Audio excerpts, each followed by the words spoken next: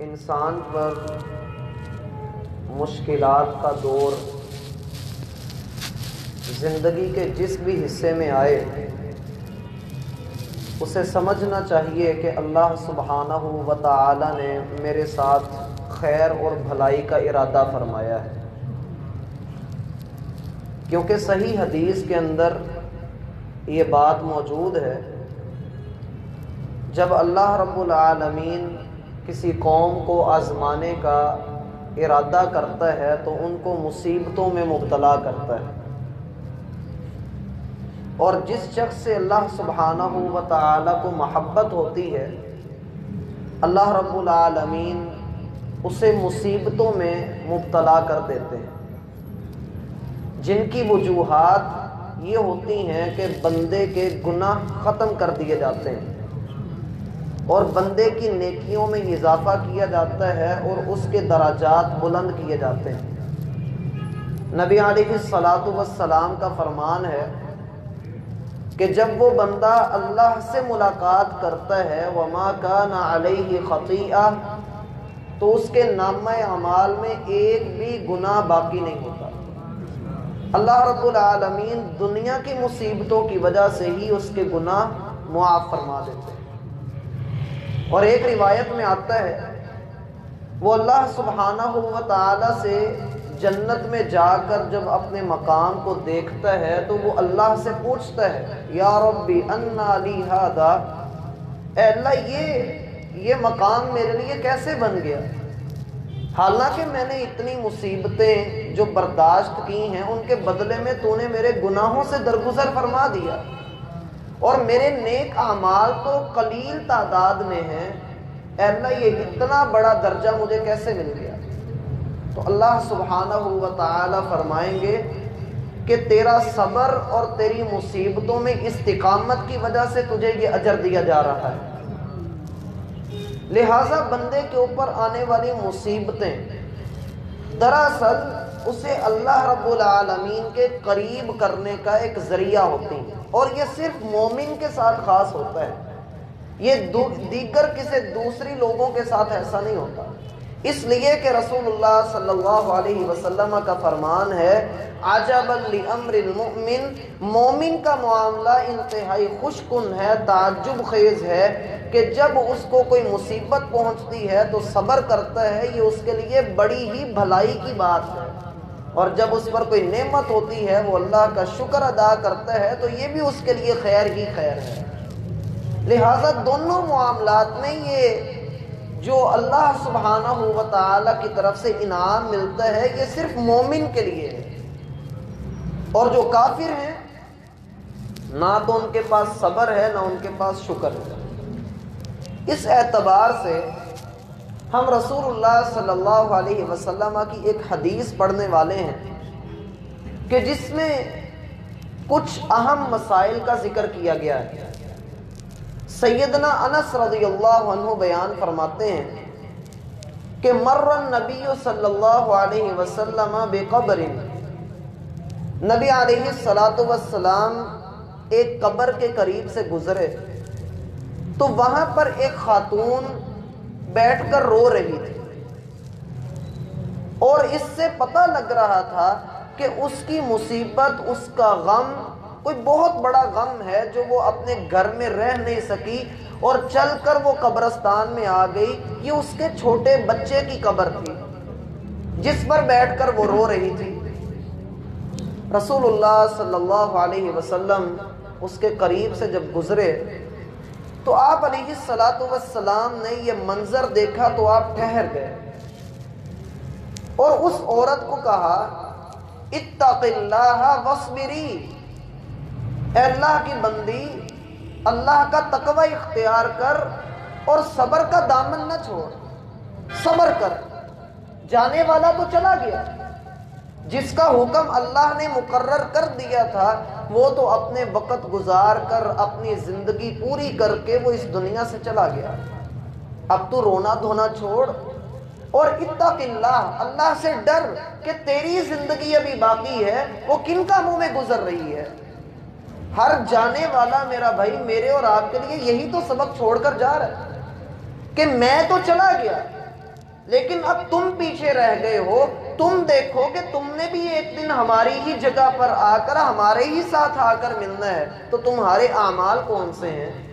کیا تم ایسے کاموں سے بچتے ہو جن سے اللہ ناراض ہوتا ہے؟ کیا تم وہ کام کرتے ہو جن سے اللہ راضی ہوتا ہے؟ اتق اللہ. اللہ کے رسول صلی اللہ علیہ وسلم اس خاتون کو فرما رہے ہیں کہ اللہ کی بندی ڈر جا، فکر کر، گناہوں سے بچنے کی کوشش کر اور عبادات میں اپنا دل لگا. اور میرا بھائی یہ جو تقوی ہے انتہائی اہم چیز ہے، اس کے بغیر ہدایت کا ملنا ممکن نہیں ہے.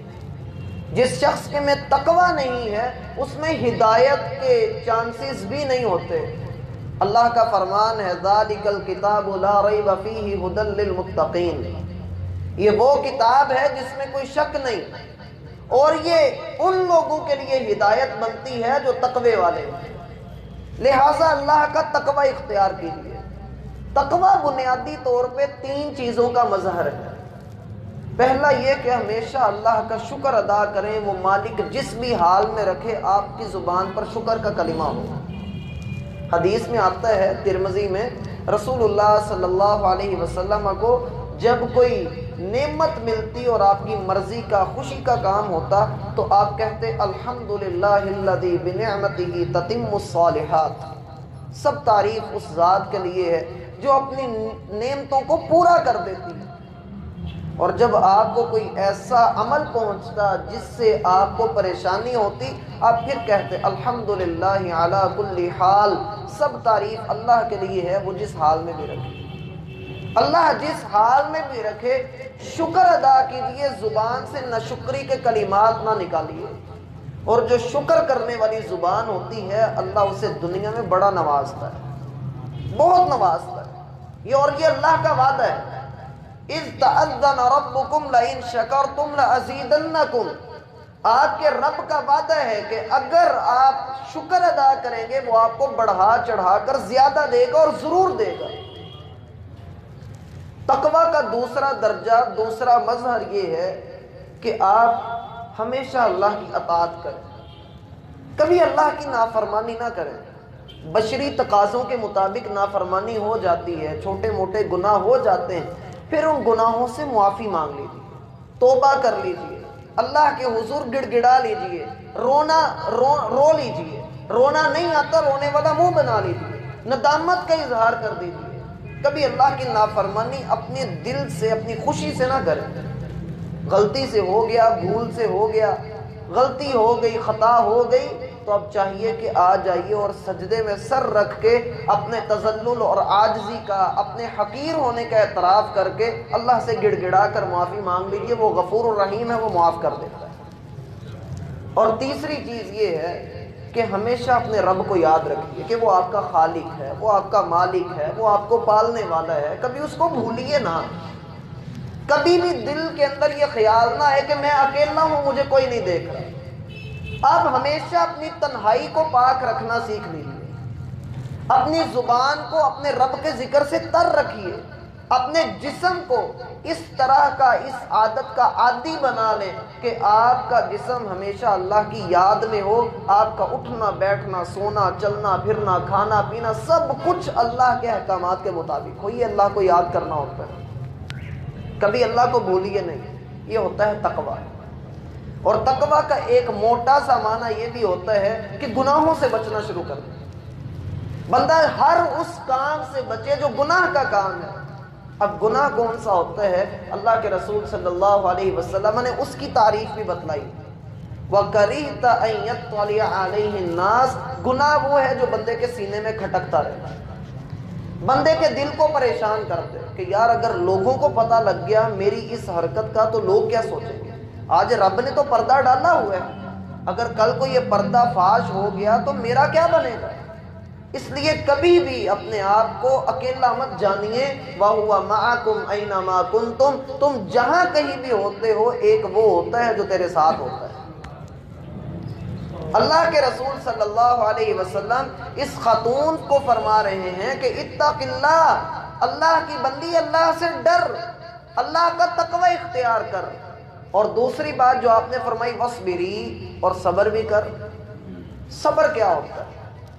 صبر کا لغوی معنی ہم پہلے بھی پڑھ چکے، صبر کا لغوی معنی ہوتا ہے رکنا، اپنے آپ کو روکنا، مصیبتوں میں جزا فضا کا اظہار کرنے سے، وویلا کرنے سے، رونے پیٹنے سے، چیخو پکار کرنے سے، ان ساری چیزوں سے اپنے آپ کو روک لینا اور اللہ کی رضا میں راضی رہنا۔ حدیث میں آتا ہے اللہ اپنے بندے کو آزماتے ہیں، پھر جو اللہ کی رضا میں راضی ہو جاتا ہے، مصیبت میں اللہ کا شکر ادا کرتا ہے، جیسے حال میں رب نے اس کو رکھا ہے اس میں خوش ہوتا ہے، تو اللہ بھی اپنے اس بندے سے راضی ہو جاتا ہے۔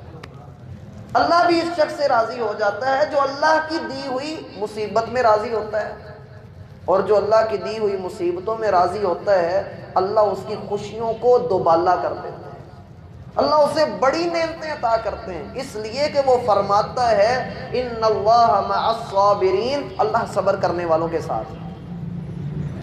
اب اس عورت کو جب آپ علیہ الصلاۃ والسلام نے یہ کہا تو یہاں پر ایک اور مزید مسئلہ بھی ہمارے سامنے آتا ہے کہ کیا کوئی عورت قبرستان جا سکتی ہے؟ جیسا کہ وہ خاتون قبر کے پاس بیٹھ کر رو رہی ہے۔ اس میں اہل علم کے دو موقف ہیں۔ پہلا موقف یہ ہے کہ عورت قبرستان میں نہیں جا سکتی، کسی بھی صورت میں نہیں جا سکتی۔ یہ ذرا سخت موقف ہے، اور اس کے بارے میں اکثر جو علماء کرام ہیں وہ عرب کے علماء ہیں۔ عرب کے علماء عورت کو قبرستان جانے کی اجازت نہیں دیتے، وہ اس کو حرام کہتے ہیں۔ اور ہمارے علاقے میں، یہ برصغیر میں، پاکستان میں، ہندوستان میں، کچھ اہل علم، ادھر بڑی تعداد میں اہل علم وہ ہیں جو یہ کہتے ہیں کہ عورت قبرستان جا سکتی ہے۔ روایات دونوں طرف موجود ہیں، زیادہ بہتر بات یہ ہے کہ خاتون بھی قبرستان جا سکتی ہے۔ ایک تو اس حدیث میں ہی دلیل موجود ہے کہ وہ خاتون قبر کے قریب بیٹھ کر رو رہی تھی، اور پھر یہ بات کہ نبی علیہ الصلاۃ والسلام نے جن خواتین پر لعنت فرمائی ہے کہ اللہ لعنت کرے ان عورتوں پر جو قبرستان جاتی ہیں، وہ ان خواتین پر ہے جو بار بار قبرستان جاتی ہیں، ایک دن ابھی پورا نہیں ہوا اگلے دن پھر چل پڑتی ہیں، بار بار قبرستان جاتی ہیں اور پھر وہاں پر جا کر اللہ کی نافرمانی کے کام کرتی ہیں، رونا پیٹنا، دیے جلانا، قبر کے اوپر چادریں جلانا، پھول گرانا، اس کی لپائی وغیرہ کرنا، ان ساری چیزوں سے شریعت منع کرتی ہے۔ لہٰذا جو کوئی خاتون جا کر ایسا کام کرتی ہے، اللہ کے رسول فرماتے ہیں لعن اللہ زوارات القبور، اللہ ایسی عورتوں کے اوپر لعنت کرے جو بہت زیادہ قبرستان میں جا کر قبروں کی زیارت کرتی ہیں۔ قبرستان میں کیوں جانا چاہیے؟ اس لیے جانا چاہیے کہ یہ آخرت کی یاد دلاتی ہیں، یہ قبریں ہمیں آخرت کی یاد دلاتی ہیں۔ بھائی بات کی سمجھ بھی آ رہی ہے؟ پھر اللہ کے رسول صلی اللہ علیہ وسلم نے جب اسے یہ دو باتیں کہیں کہ اللہ سے ڈر اور صبر کر، تو وہ خاتون آگے سے کہنے لگی، اس نے سر نیچے کیا ہوا تھا، رو رہی تھی، کہنے لگی الیک عنی، مجھ سے دور ہو جا، مجھ سے پرے چلا جا۔ اسے نہیں پتا تھا کہ یہ اللہ کے رسول ہے، اس نے سر جھکایا ہوا تھا، اپنے غم میں تھی اور اپنی بری کیفیت میں تھی، اسے کچھ پتا نہیں تھا، یوں کہنے اپنے حواس میں نہیں تھی، ہے بھی خاتون تھی، کمزور اللہ کی مخلوق۔ اب وہ کہنے لگی الیک عنی، مجھ سے دور ہو جا، چلا جا۔ اسے نہیں پتا تھا کہ میں جس سے مخاطب ہوں وہ امام الانبیاء ہیں۔ اب اللہ کے رسول صلی اللہ علیہ وسلم وہاں سے چل دیے، لوگوں نے اسے بتایا کہ تجھے نہیں پتا کہ تیرے پاس ابھی ابھی کون آیا تھا، تو نے اللہ کے رسول صلی اللہ علیہ وسلم سے ایسا کہا ہے۔ جب اسے یہ بات پتہ لگی، حدیث میں آتا ہے وہ اپنا غم بھول گئی اور بھاگی اللہ کے رسول کی طرف، اسے اپنے بچے کا غم یاد ہی نہیں رہا، اب وہ بھاگی اللہ کے رسول کی طرف کہ میں نے کیا کر دیا ہے۔ میرا بھائی یہاں پر بھی دو باتیں سمجھنے والے، ایک بات تو یہ کہ جب اللہ کے رسول صلی اللہ علیہ وسلم نے دیکھا کہ یہ میری بات سننے کو بھی تیار نہیں، آپ چپ کر کے وہاں سے چل دیے، آپ نے کوئی بات نہیں کہی۔ اس میں میرے اور آپ کے لیے سبق ہے کہ جب ہم کسی کو گناہ سے منع کریں وہ رک جائے تو ٹھیک، نہیں باز آتا تو چپ کر کے سائڈ پہ ہو جائے۔ اللہ کے رسول نے یہی کیا نا، آپ علیہ السلام آرام سے سائڈ پر چلے گئے، آپ نے اسے کچھ نہیں کہا۔ آپ چاہتے تو قوت کے زور پہ اس کو کھڑا کر سکتے تھے، وہاں سے آپ اس کو وہاں سے بھجوا سکتے تھے، لیکن آپ نے کچھ نہیں کیا۔ یہ دعوت کا بہت بڑا اصول ہے کہ اگر کوئی بندہ کسی غلط کام میں ملوث ہے تو آپ اس کو منع کریں، باز آ جاتا ہے تو ٹھیک ہے، نہیں تو سائڈ پہ ہو جائے۔ اور دوسری بات اس عورت کا کردار، کہ جیسے ہی اسے پتہ لگا کہ میں نے نافرمانی کس ذات کی کر دی ہے، وہ اپنا غم بھولی اور بھاگی اللہ کے رسول کی طرف۔ مجھے اپنے آپ کو اور آپ کو اپنے آپ کو دیکھنا چاہیے کہ کیا جب اللہ رب العالمین کی کسی نافرمانی کو ہم کر رہے ہوتے ہیں لا علمی میں، جہالت میں، ہمیں اس کا پتہ نہیں ہوتا، لیکن جب ہمیں پتہ لگتا ہے کیا ہم اس طرح سے بھاگتے ہیں اللہ کی طرف؟ کیا ہم اللہ کے حضور جا کر توبہ کرتے ہیں؟ کیا ہم اللہ سے کہتے ہیں اللہ ہمیں پتہ نہیں تھا؟ ہم نہیں کہتے، ہم کہتے ہیں چلو موجیں لگی ہوئی ہیں، اچھا ابھی تک ہمیں نہیں پتہ لگا۔ کئی لوگ ہوتے ہیں وہ دین کا علم حاصل نہیں کرتے، کہتے ہیں پتہ لگ گیا نا تو پھر عمل بھی کرنا پڑنا ہے، جب ہم نے سیکھ لیا نا تو پھر ہمیں عمل بھی کرنا پڑنا ہے۔ تو لہٰذا یہ معاملہ اسلام کا معاملہ قطعاً نہیں ہے۔ اسلام تو یہ سکھاتا ہے آپ کو اپنی غلطی کی جیسے ہی خبر ہو آپ اس کی اصلاح کی طرف دوڑیں، اور اللہ کا فرمان ہے لا تقدموا بین یدی اللہ ورسولہ، ایمان والو اللہ اور اس کے رسول سے آگے نہ بڑھو، اپنی مرضیاں نہ کرو۔ اب جب یہ اللہ کے رسول کے پاس پہنچی تو سیدنا انس رضی اللہ عنہ فرماتے ہیں وہاں پر اسے کوئی بھی روکنے والا نہیں تھا۔ کیا معلوم ہوتا ہے؟ معلوم یہ ہوتا ہے کہ اللہ کے رسول کوئی بادشاہ نہیں تھے کہ ان تک پہنچنے کے لیے پہلے ایک سیکٹری سے ملنا پڑتا، پھر کسی سے ملنا پڑتا، پھر کوئی درخواست جمع کروانی پڑتی۔ وہ ڈائریکٹ اللہ کے رسول کے پاس پہنچ گئی اور اسے کوئی روکنے والا نہیں تھا۔ کتنی اللہ کے رسول کی عاجزی ہے، کتنا اللہ کے رسول صلی اللہ علیہ وسلم لوگوں میں گھل مل کر رہا کرتے تھے۔ حتیٰ کہ صحابہ فرماتے ہیں کوئی نیا بندہ ہم میں باہر سے آتا اور اس نے پہلی مرتبہ اللہ کے رسول کو دیکھنا ہوتا تھا اور اللہ کے رسول ہمارے درمیان بیٹھے ہوتے تھے تو اللہ کی قسم اسے نہیں پتہ لگتا تھا کہ نبی کون ہے، اتنے آپ ہمارے درمیان گھل مل کر بیٹھا کرتے تھے۔ اور ہم اپنے آپ کو چاہتے ہیں کہ ہمارا سٹینڈر اونچا ہو، ہم ہر طرف جو ہے وہ ہم نظر آئیں، لوگ ہمیں دیکھیں، میرے آگے پیچھے چار بندے پھریں تب بھی میں بندہ لگوں گا، اس کے علاوہ میں بندہ لگ ہی نہیں سکتا۔ ہم اپنے میڈیا کے اوپر اپنی پوسٹیں چڑھاتے ہیں، جھوٹی چیزیں اپنی چڑھاتے ہیں، کسی کی گاڑی کے ساتھ کھڑے ہو کر سیلفی لیتے ہیں اور کہتے ہیں کہ دیکھو جی میرے پاس یہ گاڑی ہے، مچھلی کی تصویر کھینچ کر کہتے ہیں کہ ہم نے مچھلی کھائی ہے، حالانکہ گھر میں دال پکی ہوئی ہوتی ہے۔ تو بڑے معاملات ہم جھوٹ کے اوپر اپنے پورے سماج کے اوپر جھوٹ کو لا رہے ہیں۔ ٹھیک ہوئی بات؟ اب ہوا کیا کہ اللہ کے رسول صلی اللہ علیہ وسلم کے پاس جب وہ خاتون آئی اور اسے کوئی روکنے والا نہیں تھا تو آپ علیہ السلام کے پاس آ کر کہنے لگی اللہ کے رسول مجھے پتہ نہیں لگا کہ آپ تھے، مجھے علم نہیں ہو سکا، مجھ سے غلطی ہوگی، مجھے معاف کر دو۔ کتنا اس اللہ کی بندی کو اپنے رسول سے پیار ہوگا کہ وہ فوراً معافی مانگنے کے لیے آ گئی، کہہ رہی ہے اللہ کے رسول مجھے معاف کر دیں، مجھ سے غلطی ہوگی۔ اب اللہ کے رسول صلی اللہ علیہ وسلم نے کیا کہا؟ آپ نے یہ کہا کہ نہیں تو رہنے دے، تو میری گل ہی نہیں سنی، نہیں۔ آپ نے نہ ہی اس کو یہ کہا کہ تم لوگ ہو ہی ایسے، تم لوگوں کو میں سمجھاتا ہوں، تم آگے سے مجھے کہتے ہو دور چلا جائے یہاں سے۔ کتنا اس نے صحابہ کرام کے نزدیک یہ ایک بے ادبی کا جملہ تھا کہ مجھ سے دور ہو جائے۔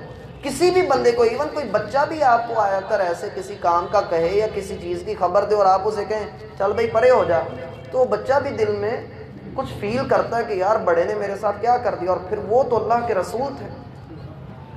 اب اللہ کے رسول صلی اللہ علیہ وسلم نے اسے کوئی باقی بات یاد نہیں کروائی کہ تو نے کیا کیا، ایسے کر دیا ویسے کر دیا۔ آپ نے پھر اسے سکھایا، آپ نے پھر اسے سکھایا، اور کیا سکھایا؟ آپ نے فرمایا انما الصبر عند الصدمۃ الاولى، اللہ کی بندی صبر وہ ہوتا ہے جو مصیبت کے آتے ہی کر لیا جائے۔ یہ نہیں کہ پہلے رو دھو کے بندہ اپنا پورا غبار اندر سے باہر نکال لے بعد میں کہے ہونتے صبر ہی ہے۔ وہ صبر نہیں ہوتا، وہ تسلی ہوتی ہے۔ وہ صبر نہیں ہوتا، وہ تسلی ہوتی ہے کہ بندہ اب رو رو کر کتنی کو دیر روئے گا، چند گھنٹوں کے لیے رو سکتا ہے، زیادہ سے زیادہ 2 گھنٹے رو لیا، 3 گھنٹے رو لیا، اس کے بعد جو ہے وہ آنسو کیسے آئیں گے؟ یا بعض لوگ ہوتے ہیں وہ تھوک لگا لیتے ہیں، ایسے لوگ بناوٹی رونا جو روتے ہیں، ان سے بھی اللہ ہمیں محفوظ فرمائے۔